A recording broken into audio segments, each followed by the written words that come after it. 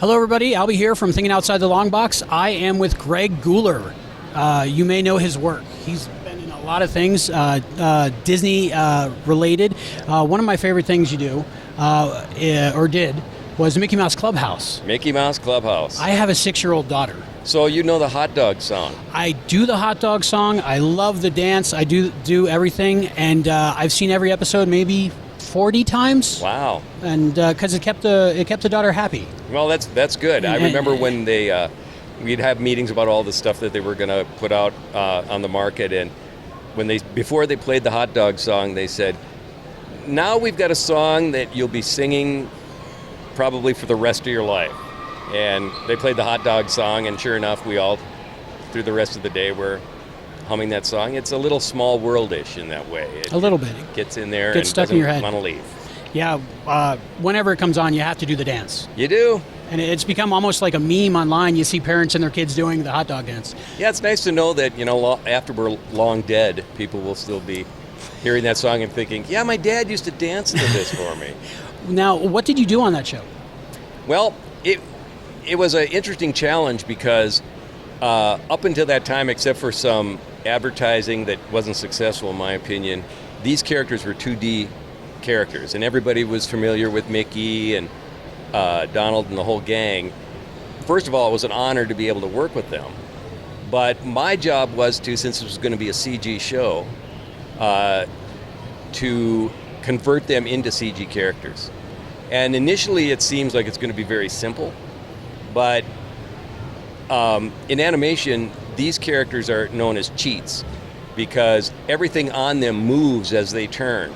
And it's easy to do in drawing. In drawing, you can just make the muzzle of Mickey go down when he turns to the front. If you've ever noticed that when Mickey looks at you from the front, his muzzle is lower, because if it was where it is in a 3/4 view, it'd be right between his eyes. Right. So all the characters like Donald, Goofy, Pluto, Minnie, every character almost in the Disney pantheon of classic cartoon characters are cheats that way. Also with Mickey's ears. Mickey's ears look the same if you see him from the side or the front. I had a question about that.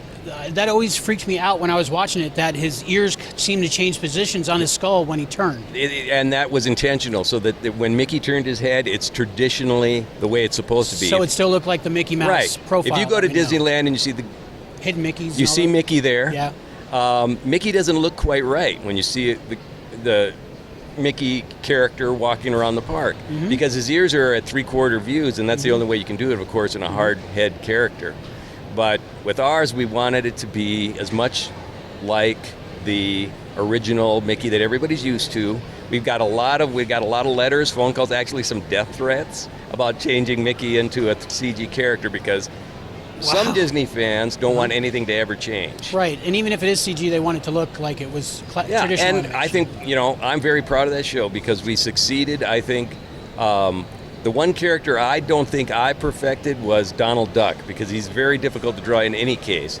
But an artist friend of mine who has passed away since, Dana Landsberg, I think cracked Donald in that case. And they're using these models for all their current shows. They're going to be doing more episodic story-related stuff with those characters. They've got Mickey Racers that's out now, and it just keeps getting better as the technology improves. When that show was on, did you work on it the whole duration of it, or was your work done pretty much in the beginning? I think I was only on the first season, and then, like I said, a different character, Dana, came in, because I moved on to Winnie the Pooh and Tigger and Me, they changed the name of these shows so many times I can't really remember which one they ended up. I think it was Tigger and Me or something like that, where Winnie the Pooh and Tigger are superheroes, and they go in the tree and they come out with their... I don't think I've seen that one. Yeah, it's kind of cool. My big contribution to the Winnie the Pooh mythos was the idea of having the mask on Winnie the Pooh. He has a mask when he's in his superhero guise, but he never pulls it down. He never remembers to pull it down. And I thought that was perfectly Winnie the Pooh because, Now I have to watch it. Yeah, it's a pretty good show. What do you design? What program software do you design the puppets in for the animation? I actually don't do anything in CG. Okay. When I'm working on a CG show, I'd still draw traditionally. I am so old that I still have to draw on paper initially. I do a rough on paper, scan it in, put it on my Cintiq, and then I render it in the Cintiq. And with the Cintiq, I still just do line outline. It's up to the people who are building the wireframe and the color and everything else to put the modeling and everything. So you're on. like the designer, the character I'm the designer. So Yeah. they really come from you. Right. And do you get like close to final approval of the character after they've done their work? With the Mickey characters, initially, they would send screenshots of the character in a T-pose, which is meaning that the arms are straight out.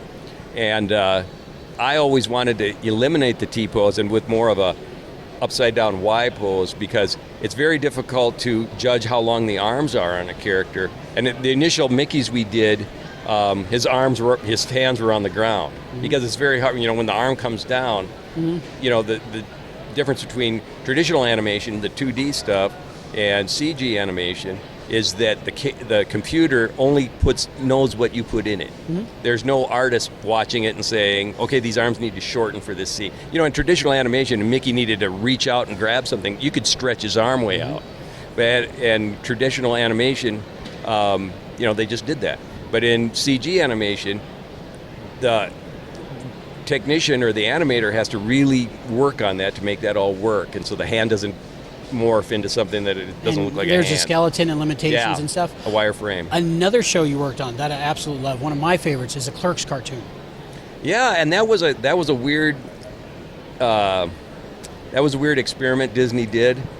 Disney was involved with that? Yeah, I was no working idea. at Disney. Because I was going to ask you the difference working with Disney and Kevin Smith, but I didn't know it was a Disney thing. Well, the difference was Kevin Smith and those guys, they have a whole different aesthetic. And, I remember being in an elevator with an executive, and I said, how much of that is going to make it into the cartoon? And she said, not that much. Not that much. And it was a Disney project. Worked on it for, I think, a matter of months.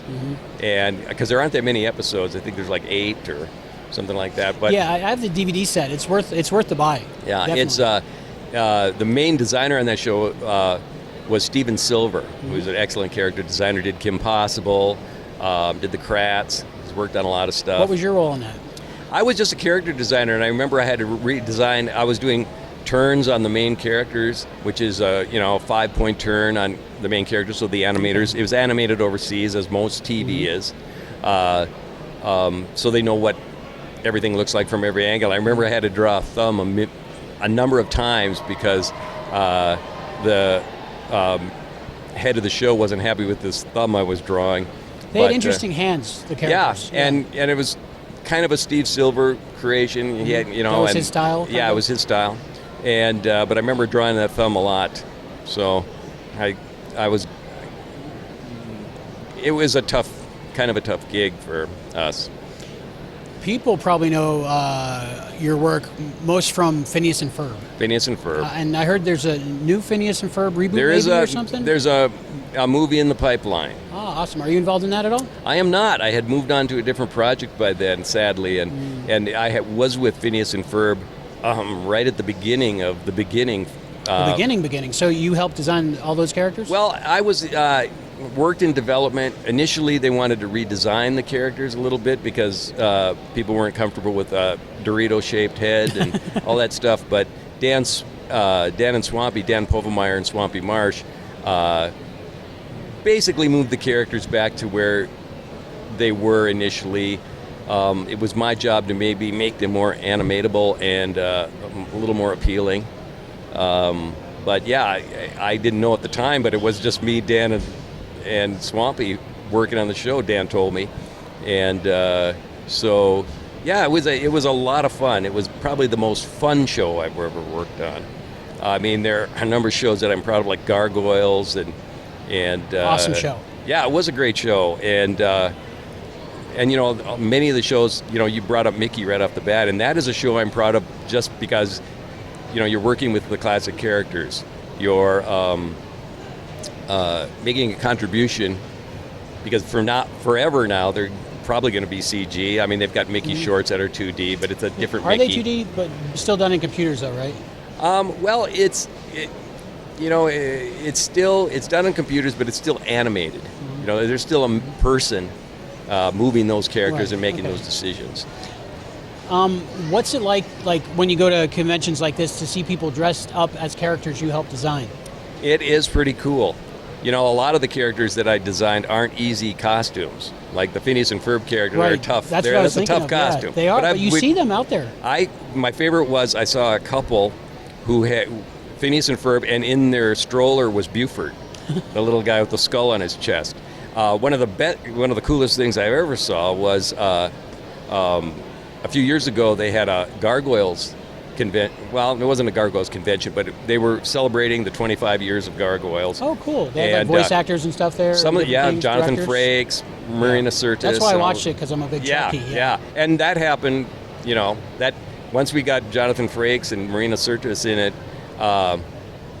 it was a natural progression because then we had an in to the other guys. Mm-hmm. And Did you get to meet him at I all? did get to meet them, and I Awesome. actually got to tell Jonathan Frakes. I said, "You should be directing the next Star Trek movie." And he he said they did? got somebody else. Abrams was the guy who was directing it. He's great, though. He's been doing great directing on Discovery Yeah. and Orville. Yep. Mm-hmm. And that was I got to see the Disneyland costume for Goliath, Wow. which was cool. I don't know how much he walked around Disneyland. I guess they were probably worried that he'd scare people, but there was a costume based on my original design. All these designs go through a bit of refinement as it goes on, and It's a natural process yeah, of it, right? my design I had like things on his arms, and originally when we first started talking about the show, it was almost a Alvin and the Chipmunks kind of thing. A guy goes to Europe, he buys these little statues, he takes them back, and at night they come to life and wreak hijinks. And about that same time, Batman the Animated Series came out. Was that an influence on the animation? Oh yeah, big influence also on the design, and also Beauty and the Beast came out, and they were struggling with this thing. It wasn't moving all that well through development. Created by Greg Weisman, great writer and producer, and Tad Stones, who was the creator of Darkwing Duck, and he's worked Rescue Rangers. He worked on a lot of shows. Suggested that they have one cool big gargoyle, like the Beast. And that changed the tenor of everything. And then animated series came out, Batman. And, I designed characters. I was a comic book guy, drew Hawk and Dove for a number of years for DC. And I designed them as traditional superheroes with, I knew they probably couldn't animate this stuff, but that's not the point of development. Development is just to get the thing greenlit. And Michael Eisner greenlit it, and then one of the directors and producers, Frank Parr, came in and refined the characters, took some of my detailing out, which really improved the looks of the characters. They're great. Greg Weisman. There are a lot of things that happen in this development process that are interesting and cool. If you watch the show, you know that they fold their wings over their bodies, kind of like capes. And my purist brain told me, they can't do that. Those bones wouldn't work like that.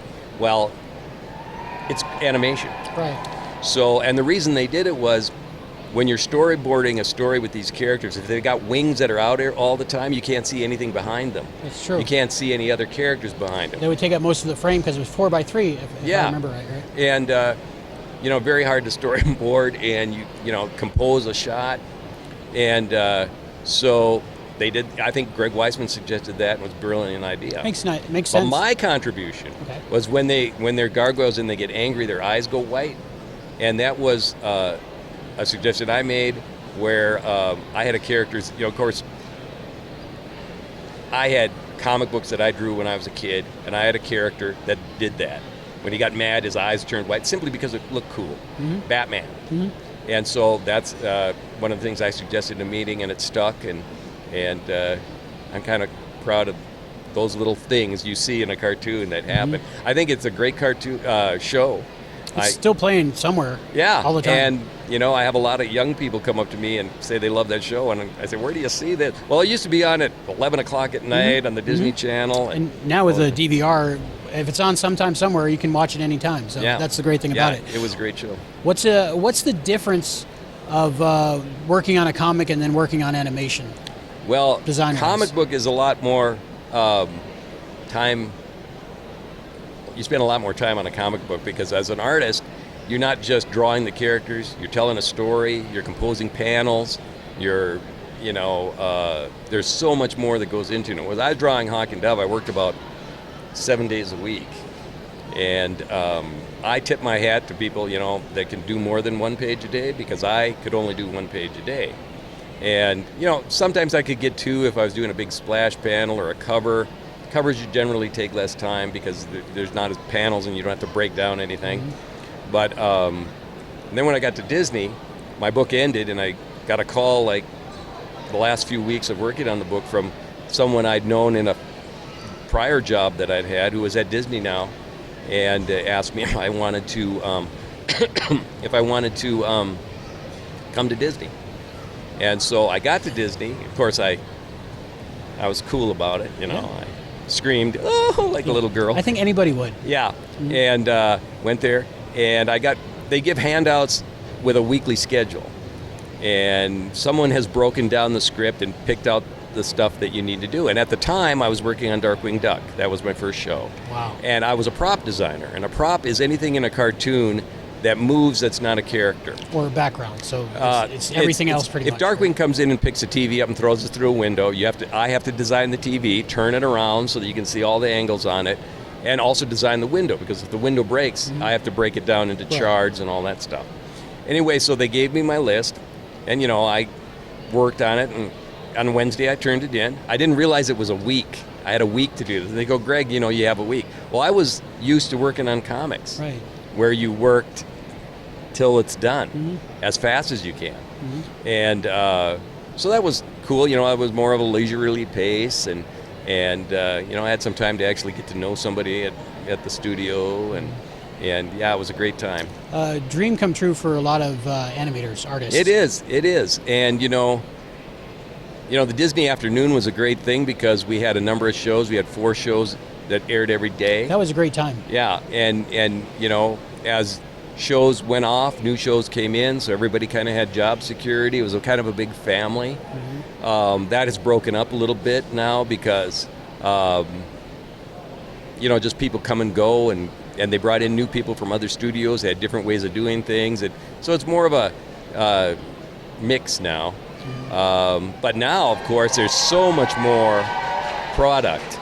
You've got streaming, and you've got Cartoon Network, and Nickelodeon, and all these places that need a lot of product. And now with streaming and the internet, you've got so much more to do. And also, if you're interested in learning how to do this stuff, you can go on YouTube, and there's tutorials about everything. You can learn anything. It's Right. like going to college. It's not like when I started, where as a prop designer I had to have a huge library of books of props and stuff and all kinds. There was you couldn't go on Google and look it up in 2 minutes.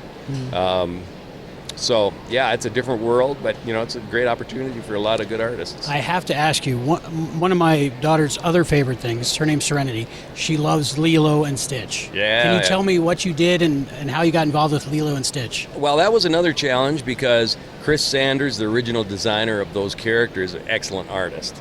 And they hired me and Jose Zilea, another artist, to design the experiments, because Stitch is 626. 626, yeah. So there's 600 and, Did you have to have one for all of them, or did you fill them in as you went along? We went along, yeah. Okay. I don't think we ever got the There should be a book number. with all of them. Well, let's bring the show back. Yeah, what did they end it with, 627, or I forget? I don't think we ever got that high. Okay. But it was a lot of fun because, in a case like that, you have to.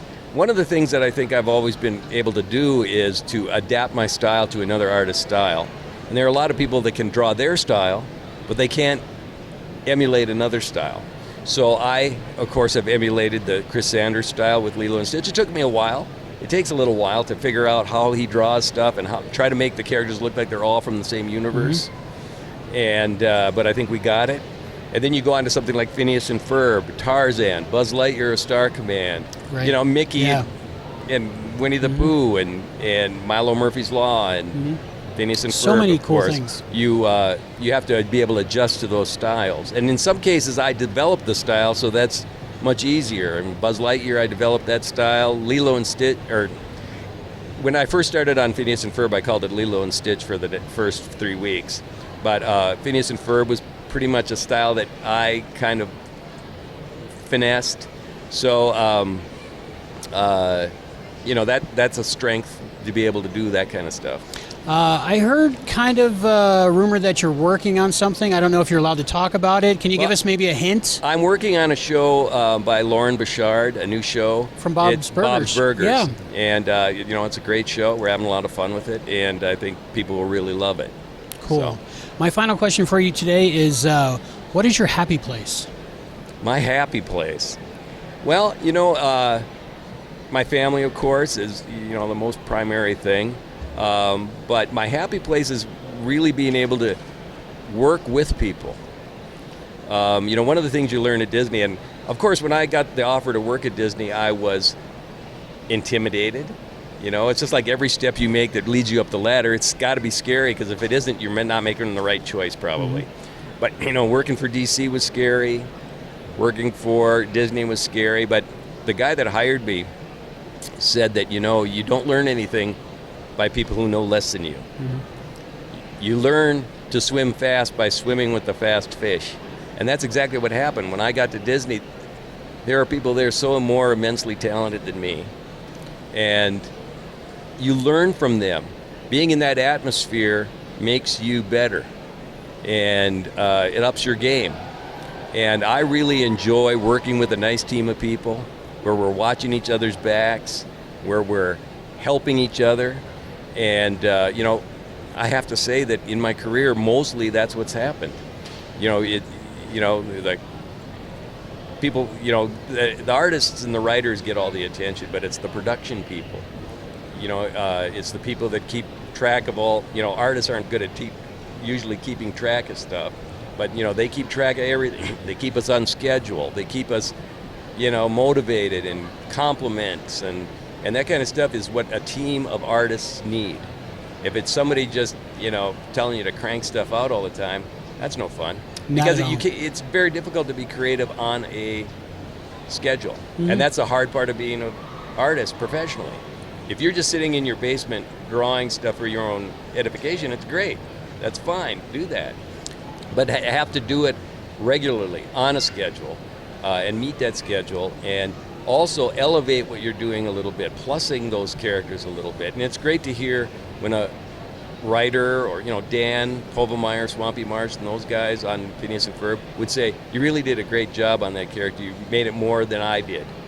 And, that's what it's all about. You try to bring as much as you can to the show and on schedule, because the people down the line, the colorists, the other people who have their jobs to do, aren't exactly happy if you hold them up, because they want to go home and eat dinner. Yeah, they can't do their work until you're finished with yours, right? Yeah, that's right. I think that's what you get paid for, doing it when you're not inspired and you're not motivated to do it. Yeah, you get down there and look at the blank page and, oh man, I'd rather be out digging a hole today, because that's much easier in that regard. No matter what you do, even if you love it, eventually a job becomes a job. Yeah, it is a job, and you hear a lot of people say, oh, it must be all fun. A lot of times it is fun. Most of the time it is fun. But there are days when, boy, I tell you, it's a hard sled.